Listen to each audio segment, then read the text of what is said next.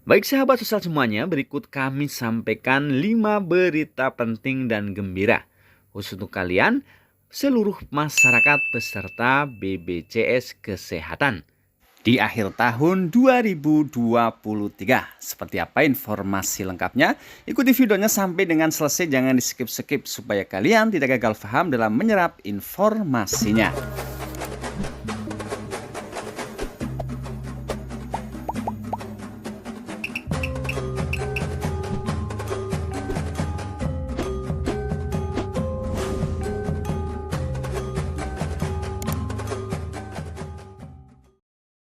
Assalamualaikum warahmatullahi wabarakatuh dan salam sejahtera buat kita semuanya. Sahabat sosial semuanya, bagaimana kabar kalian? Semoga senantiasa selalu dalam keadaan sehat dan dimudahkan segala urusannya. Amin amin ya robbal alamin. Berjumpa lagi dengan Asyahra Media Group, channel yang akan selalu update membahas tentang bantuan sosial dari pemerintah dan kebijakan terbaru dari pemerintah. Yang pada kesempatan kali ini, saya akan berbagi 5 informasi penting dan gembira khusus untuk kalian peserta BPJS Kesehatan di akhir tahun 2023. Dan sahabat sosial semuanya, langsung saja kita ke informasi inti kita kali ini. Jadi sahabat sosial semuanya, secara umum BPJS Kesehatan tidak jauh beda dengan produk asuransi kesehatan lainnya. Ada sejumlah ketentuan tentang jenis penyakit apa yang bisa ditanggung dan yang tidak bisa ditanggung.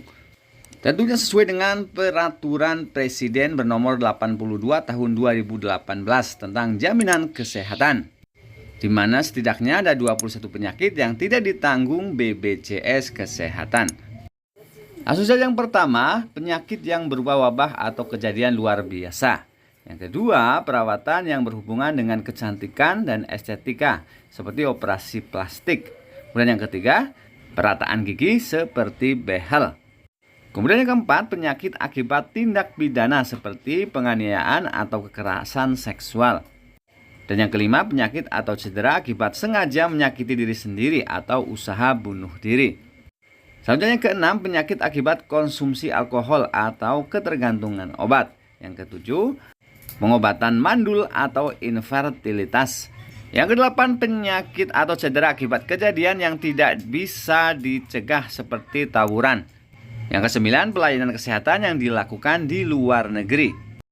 Yang kesepuluh, pengobatan dan tindakan medis yang dikategorikan sebagai percobaan atau eksperimen. Yang ke-12, alat kontrasepsi. Yang ke-13, perbekalan kesehatan rumah tangga. Yang ke-14, pelayanan kesehatan yang tidak sesuai dengan ketentuan peraturan perundang-undangan yang terdiri dari rujukan atas permintaan sendiri dan pelayanan kesehatan lain yang tidak sesuai peraturan perundang-undangan. Yang ke-15, pelayanan kesehatan di fasilitas kesehatan yang tidak bekerjasama dengan BPJS Kesehatan kecuali dalam keadaan darurat. Yang ke-16, pelayanan kesehatan terhadap penyakit atau cedera akibat kecelakaan kerja atau hubungan kerja yang telah dijamin oleh program jaminan kecelakaan kerja atau menjadi tanggungan pemberi kerja. 17, pelayanan kesehatan yang dijamin oleh program jaminan kecelakaan lalu lintas yang bersifat wajib, seperti nilai yang ditanggung oleh program jaminan kecelakaan lalu lintas sesuai hak kelas rawat peserta. Yang ke-18, pelayanan kesehatan tertentu yang berkaitan dengan Kementerian Pertahanan, Tentara Nasional Indonesia atau TNI dan Polri. Yang ke-19, pelayanan kesehatan yang diselenggarakan dalam rangka bakti sosial. Yang ke-20, pelayanan yang sudah ditanggung dalam program lain. Dan yang ke-21, pelayanan lainnya yang tidak ada hubungan dengan manfaat jaminan kesehatan yang diberikan. Jadi sahabat sosial semuanya, itulah tadi 21 jenis penyakit yang tidak ditanggung oleh BPJS Kesehatan. Selanjutnya kita ke informasi penting dan gembira yang kedua, yaitu kebijakan naik 1 kelas di BPJS Kesehatan.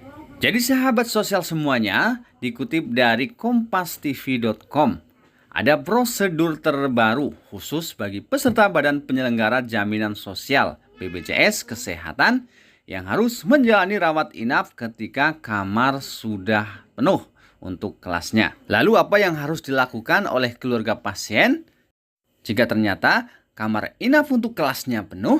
Sedangkan kebijakan sebelumnya adalah masyarakat yang terdaftar sebagai peserta BPJS Kesehatan berhak mendapatkan layanan rawat inap hingga dinyatakan sembuh oleh dokter penanggung jawab pasien atau DBJP. Jadi sahabat sosial semuanya, apabila seseorang pasien BPJS Kesehatan yang membutuhkan layanan inap di sebuah rumah sakit dan tidak mendapatkan ruangan sesuai kelasnya karena penuh, maka ada beberapa opsi atau prosedur yang bisa dilakukan.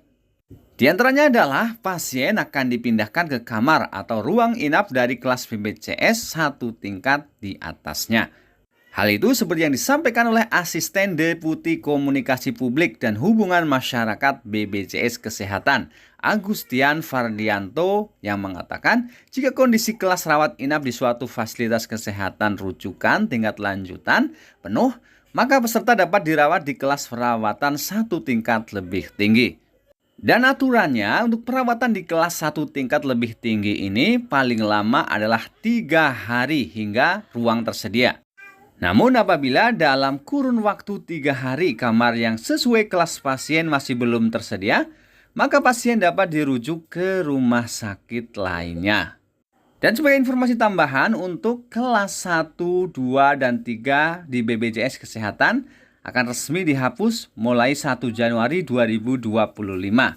Seiring dengan penerapan kelas rawat inap standar atau KRIS, Jaminan Kesehatan Nasional atau JKN. Baik sahabat semuanya, selanjutnya kita ke informasi penting dan gembira yang ketiga, di mana pemerintah melalui BPJS Kesehatan telah mengeluarkan aturan terbaru mengenai tarif layanan kesehatan, khususnya untuk klaim kacamata.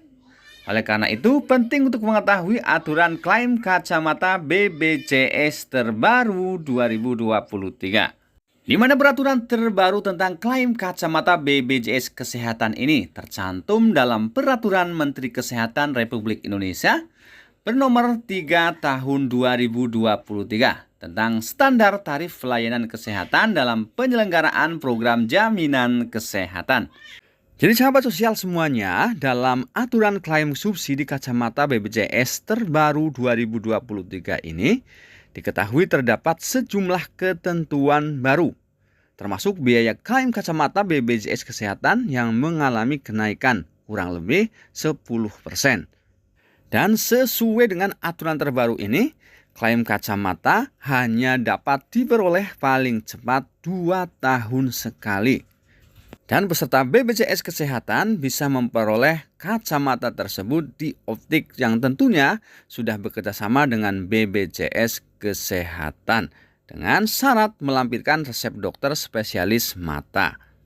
Sekarang pertanyaannya adalah berapa sebenarnya besaran biaya subsidi BPJS Kesehatan untuk klaim kacamata terbaru ini? Jadi teman-teman saudara semuanya, mengacu pada Permenkes nomor 3 tahun 2023 pasal 47, biaya subsidi BPJS Kesehatan kacamata adalah untuk peserta penerima bantuan iuran atau PBI atau hak rawat untuk kelas 3 akan mendapatkan subsidi sebesar Rp165.000 dari biaya sebelumnya adalah Rp150.000. Kemudian untuk peserta BPJS hak rawat untuk kelas 2 akan mendapatkan subsidi sebesar Rp220.000 atau tetap. Sedangkan untuk hak rawat kelas 1 atau BPJS kelas 1 akan mendapatkan subsidi sebesar Rp330.000 dari biaya sebelumnya adalah Rp300.000. Sahabat sosial semuanya, selanjutnya bagaimana cara klaim kacamata BPJS Kesehatan? Langsung saja yang pertama, peserta BPJS Kesehatan mendatangi fasilitas kesehatan atau Vaskes tingkat pertama yang tempatnya telah terdaftar untuk memperoleh rujukan perawatan mata di dokter spesialis mata. Kemudian yang kedua, untuk menentukan kondisi peserta atau pasien, dokter spesialis mata melakukan pemeriksaan apakah peserta mengalami plus, minus, atau silinder. Ini dilakukan agar peserta mendapatkan lensa kacamata yang sesuai dengan kebutuhan medis peserta. Kemudian yang ketiga, peserta akan memperoleh resep dari dokter untuk mendapatkan kacamata. Kemudian resep diberikan kepada optik yang tentunya sudah bekerjasama dengan BPJS Kesehatan. Kemudian yang keempat, peserta akan diminta untuk memilih sejumlah frame kacamata. Usai memilih frame, lensa kacamata akan dibuat oleh optik sesuai resep dari dokter.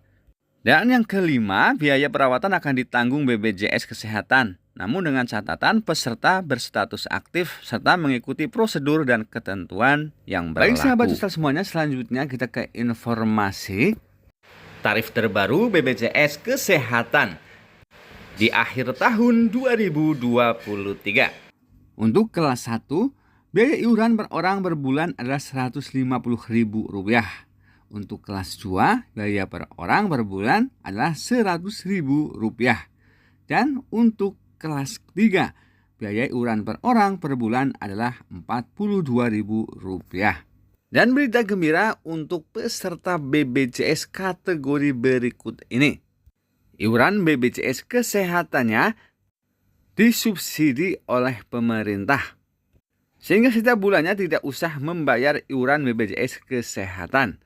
Jadi bagi masyarakat yang BPJS Kesehatannya tidak usah membayar iuran, yaitu bagi masyarakat yang namanya masuk ke dalam penerima bantuan iuran atau PBI. Kalian bisa cek langsung di handphone apakah nama kalian termasuk penerima PBI atau bukan dengan cara kunjungi laman Cek Bansos dengan cara mengetik cekbansos.kemensos.go.id. Kemudian pilih provinsi, pilih kabupaten atau kota, pilih kecamatan, pilih desa. Dan ketik nama kalian sesuai dengan KTP. Dan yang terakhir, ketik huruf kode berikut. Setelah itu, klik cari data. Dan kalian akan masuk ke halaman berikut ini. Lalu geser saja ke kanan. Di situ tertera jenis bantuan PBIJK. Jika statusnya ya, dan periodenya Oktober dan akan berganti menjadi November dan Desember 2023. Maka kalian termasuk penerima bantuan iuran atau PBI yang tidak usah membayar iuran BPJS Kesehatan karena iurannya dibayarkan oleh pemerintah. Baik sahabat sosial semuanya, itulah tadi 5 informasi penting untuk semua peserta BPJS Kesehatan di akhir tahun 2023. Semoga bermanfaat. Akhir kata, wassalamualaikum warahmatullahi wabarakatuh.